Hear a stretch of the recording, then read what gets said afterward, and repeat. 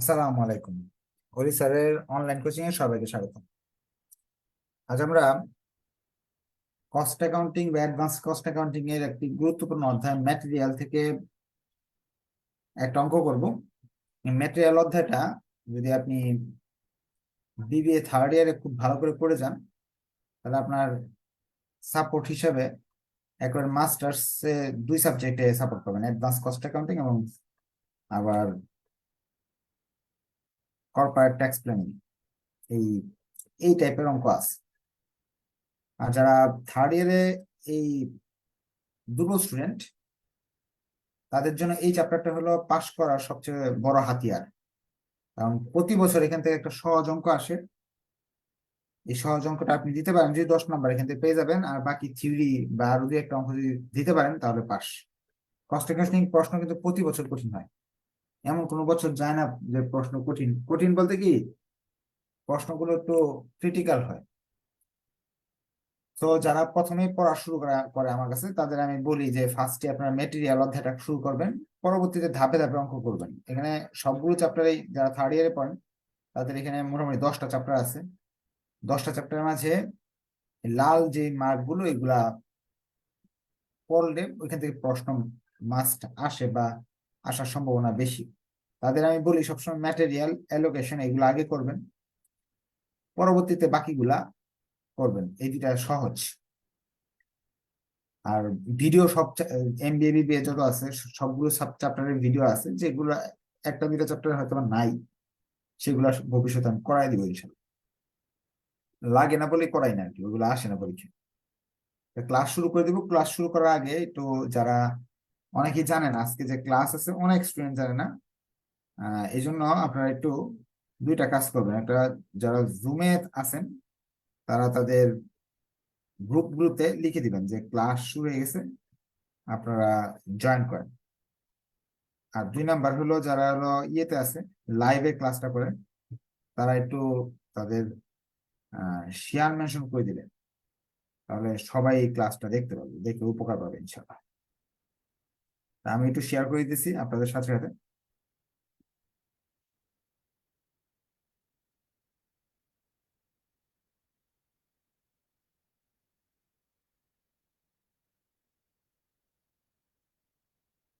আপনারা একটু কষ্ট করে শেয়ার করে দেন।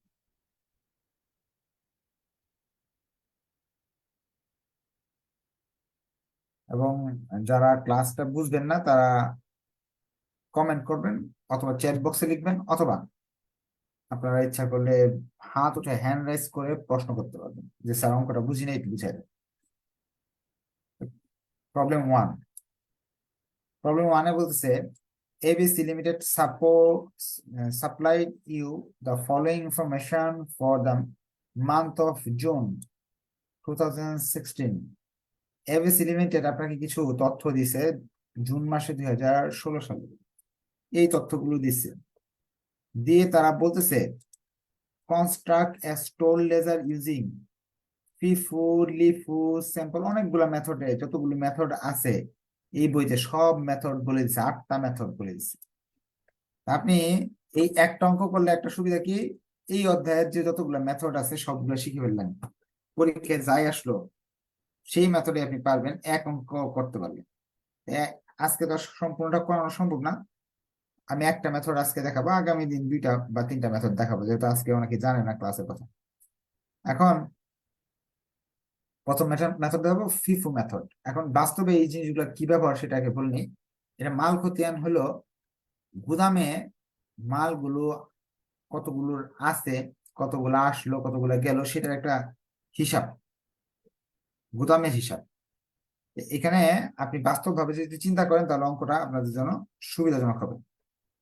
বইতে দেখবেন অনেকগুলা অনেক ধরনের, যেমন ইন্টারমিডিয়েট লেভেলে এক ধরনের এই স্টোর লেজার কোশ্চেন, এখন আবার এক রকমের বা বইতে বিভিন্ন ধরনের ছক আছে। আমি আপনাদের শর্টকাট, যেটা যেই ছকটা করলে সবচেয়ে সহজে মনে রাখতে পারবেন, সেই স্ট্রাকচারটা এখন দেখাই দিতেছি। সব পারলে অঙ্কটা পারবে। বড় একটা বক্স আঁকবেন এরকম, বক্সের প্রথমটা ডেট, পরে এই ঘরটাকে আরো 3 ভাগে, বরাবর 3টা ভাগে ভাগ করবে। একটা এটার উপরে আবার এইভাবে 2 ভাগ করে দিবেন। এটা হলো পারচেস বা কিনা বা রিসিভ, যে কোনো একটা রিসিভ লিখতে পারেন বা পারচেস লিখতে পারেন। এটা হলো ইস্যু, ইস্যু মানে চলে যাওয়া, এটা আসা, এটা হলো যাওয়া, ইস্যু। বা বিক্রি করলে কমে যায় না, এরকম একটা ব্যালেন্স। এই বড় বড় ঘরগুলোকে আর 3 ভাগে ভাগ করবেন, ছোট ছোট।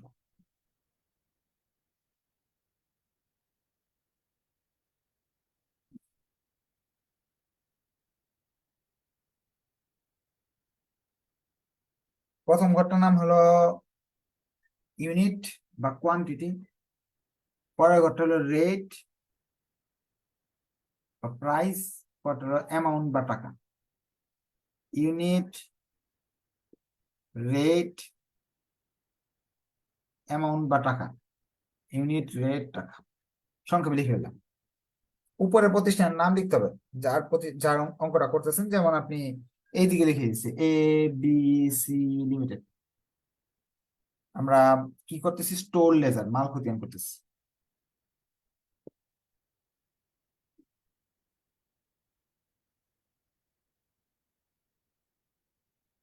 আমরা কি করতেছি? ফিফো মেথড করতেছি।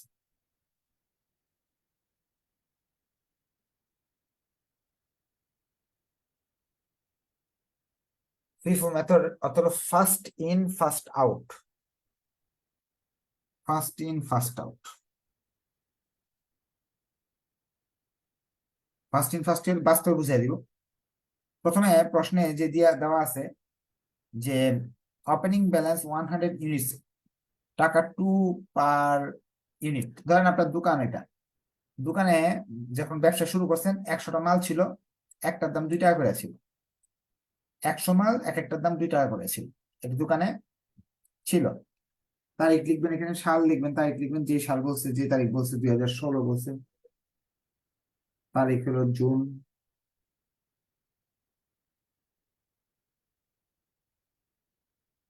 100 মাল আপনার দোকানে আছে বা গুদামে আছে, 2 টাকা করে, 200 টাকা।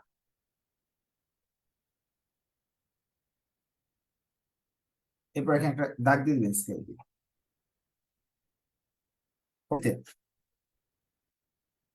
পারচেস 5 তারিখ, পারচেস, পারচেস তো কেনা, 400 মাল, 400 ইউনিট, 400 ইউনিট, @ টাকা 2 পার ইউনিট, 2 টাকা করে এক একটা কিনছি।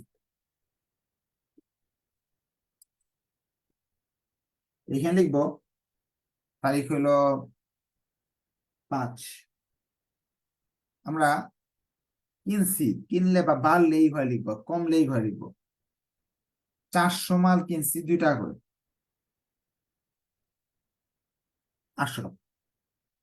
100 আগে থেকে ছিল 2 টাকা দামের, এখন 400 আসলো, মোট 500টা মাল হইলো টোটাল।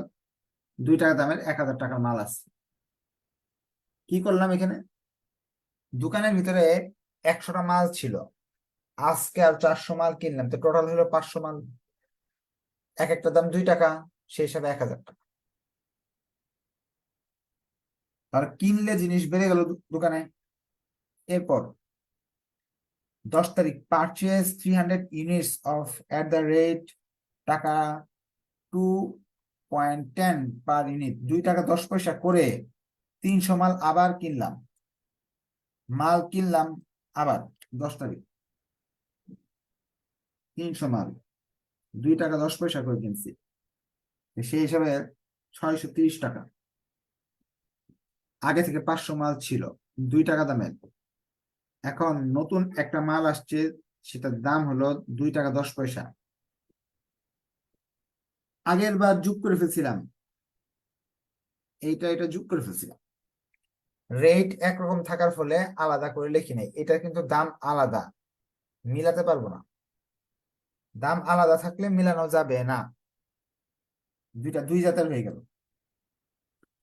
এটা কম দামি, এটা বেশি দামি।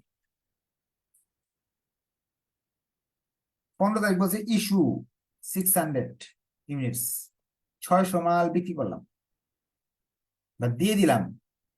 গুদাম থেকে বের করে দিলাম 600 মাল উৎপাদনের জন্য। 600 মাল দিতে দিলাম। আগেরটা একটু বুঝে নেন। 500 মাল ছিল আপনার দোকানে 2 টাকা দামের, এটা এক জায়গায় সাজাইছেন। 2 টাকা 10 পয়সা পয়সা জাতের যেগুলো আসছে এগুলো আলাদা রাখছেন, কারণ দুইটা দুই দামের, দুইটা একসঙ্গে মিশিয়ে ফেললে তো সমস্যা। দুইটা দুই ভাবে লিখে রাখছেন, 500 হলো 2 টাকা দামের, 300 হলো 2 টাকা 10 টাকা 10 পয়সা দামের। দুইটা আলাদা লিখতে হবে আপনাকে। এখন 600 মাল বিক্রি করতে একজন কাস্টমার আসছে আপনার কাছে, বলছে 600 মাল দাও। এখন আপনি কোনগুলা দিবেন? এখানে তো দুই জাতের আছে, 2 টাকা দামের আছে, 2 টাকা 10 পয়সা দামের আছে।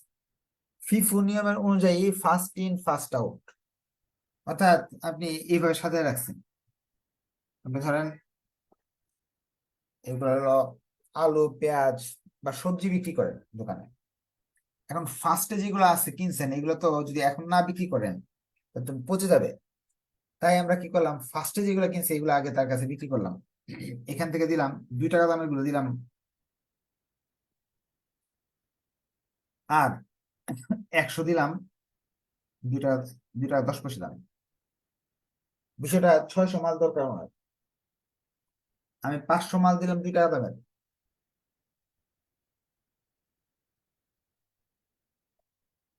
যে ক্রেতা আসছে সে বলছে আমার 500 মাল হইলে হবে না, আমার 600 মাল লাগবে।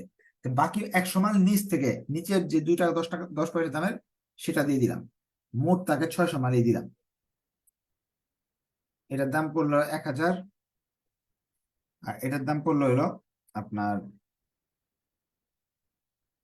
210 টাকা। এখন আমার দোকানে কয় টাকা মাল আছে সেটা হিসাব করি। 500 মাল বিক্রি হয়ে গেছে, এখান থেকে আরো 100 বিক্রি হয়ে গেছে, তো রইলো মাত্র 200 মাল, 2 টাকা 10 পয়সা দামের, 420 টাকা। তার মানে আমরা কি করব, যদি কিনি তাহলে যেহেতু দোকানে মাল বাড়ে এই জন্য যোগ করে রাখবো, বাড়ায় রাখবো। যদি ইস্যু বা বিক্রি করি এতে দোকানের মাল কমে, এই জন্য কমায় রাখবো। পরবর্তীতে আমরা যাচ্ছি 20 তারিখ। Purchase 400 units at the rate 2.2 per unit. মাল কিনছি আবার নতুন করে 2 টাকা 20 পয়সা করে, 400 মাল কিনছি। এখন কিনলে তো এই ঘরে বসে, বিক্রি করলে এই ঘরে বসে, লিখে ফেলবো। তারিখ হলো 20, ক্রয় করলাম 400 মাল, 2 টাকা 20 পয়সা ধরে 880 টাকা। এই দুটা ঘর গুণ করলে এটা আসে। 200 আগে থেকে আছে 2 টাকা 10 পয়সা দামের, এখন আর 400 কিনলাম 2 টাকা 20 পয়সা দামের।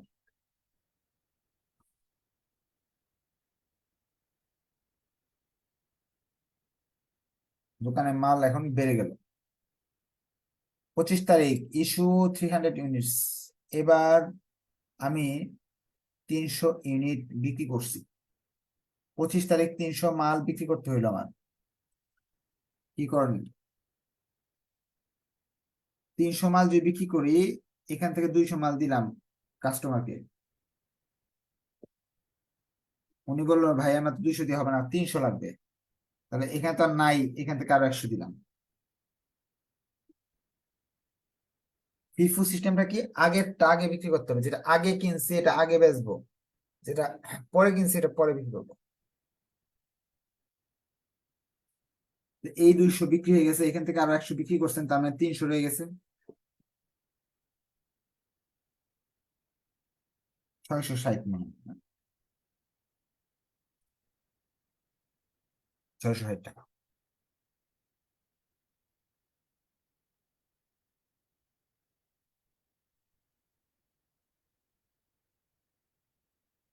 এরপরের স্টেপে চলে যাচ্ছি। 27 তারিখ পারচেস কিনলাম 500 ইউনিটস, 500 মাল কিনলাম, 2 টাকা 10 পয়সা পার ইউনিট, এক একটা 2 টাকা 10 পয়সা করে। তাহলে 27 তারিখ এখানে লিখবো।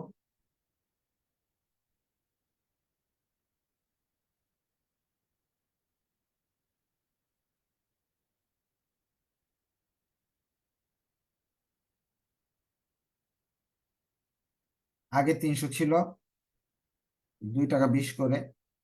এখন নতুন আজকে কিনলাম হলো 500, 2 টাকা 10 করে।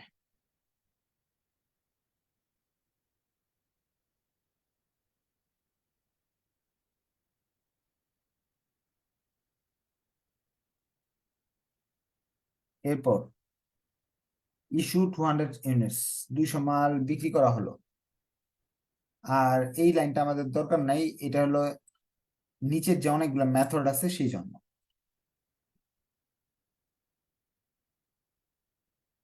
বলছে ইস্যু 200 ইউনিটস, 200 মাল বিক্রি করে দেওয়া হলো।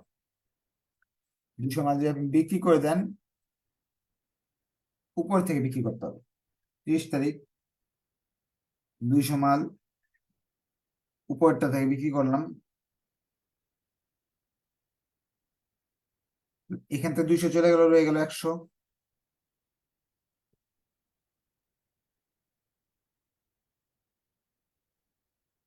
মানে নিচের 500 মাল তো আর ধরা হয়নি, সবগুলো রয়ে গেল।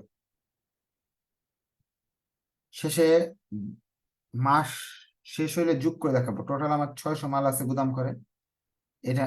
আর টাকার পরিমাণ হলো 1270 টাকা ব্যালেন্স।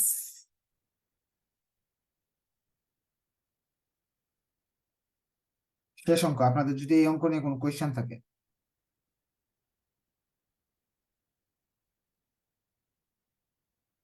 তাহলে চ্যাট বক্সে লিখতে পারেন, কমেন্টে লিখতে পারেন, হাত হয়ে কোয়েশ্চেন করতে পারেন।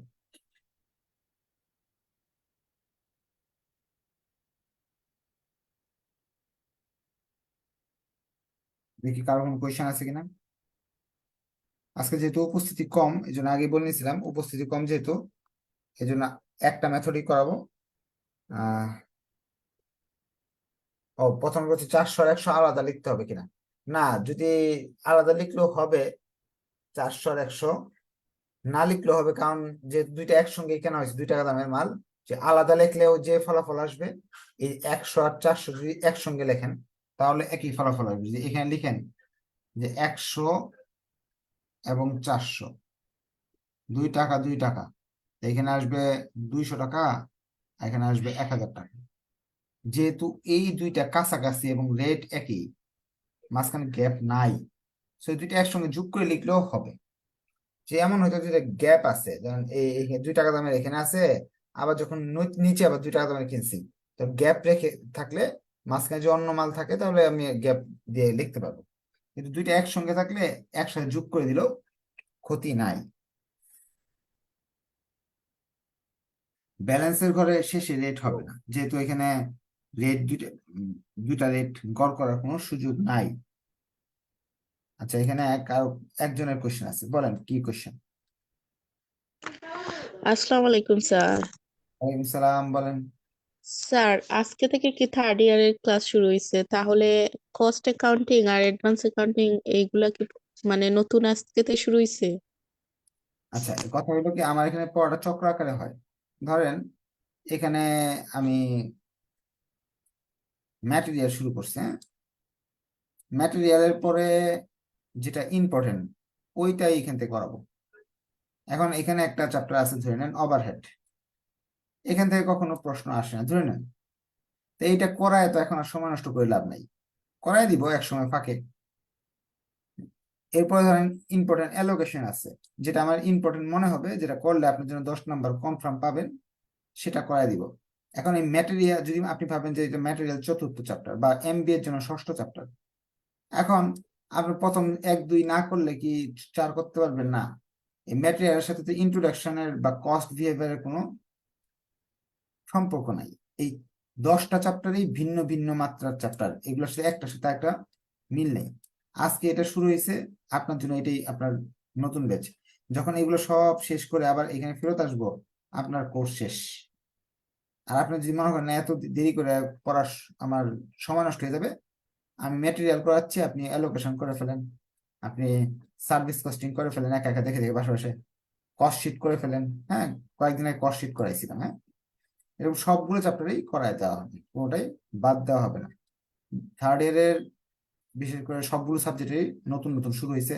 ফিনান্সিয়াল ম্যানেজমেন্ট আজকে আছে, কস্ট অ্যাকাউন্টিং আছে, হইলো কালকে হলো অ্যাডভান্স অ্যাকাউন্টিং আর ম্যানেজমেন্ট অ্যাকাউন্টিং শুরু হবে। হ্যাঁ, সবগুলোই নতুন। আর আর কার কোন কোয়েশ্চেন? সেকেন্ড ইয়ারের ক্লাস তো হচ্ছে, সেকেন্ড ইয়ারে তো দিনে 3টা 4টা করে ক্লাস হইতেছে প্রতিদিন। আপনার যদি আপনি চান, যদি আপনার পড়া না থাকে ভর্তি হয়ে পড়তে পারেন, ভিডিও নিয়ে পড়তে পারেন। ঠিক আছে, ভালো লাগলে অবশ্যই শেয়ার করবেন। আজকে যেহেতু স্টুডেন্ট সংখ্যা কম, এই জন্য শুধু একটা মেথড দেখালাম। নেক্সট ক্লাসগুলোতে আমরা আরো মেথড গুলো দেখাবো। হ্যাঁ, যে বাকি যে মেথড গুলো আছে এখানে 2টা বা 3টা দেখাই দিব। ধন্যবাদ সবাইকে, ভালো লাগলে শেয়ার করবেন। আজকে আর শুরু করলাম না, এটা শুরু করলে আর শেষ হবে না।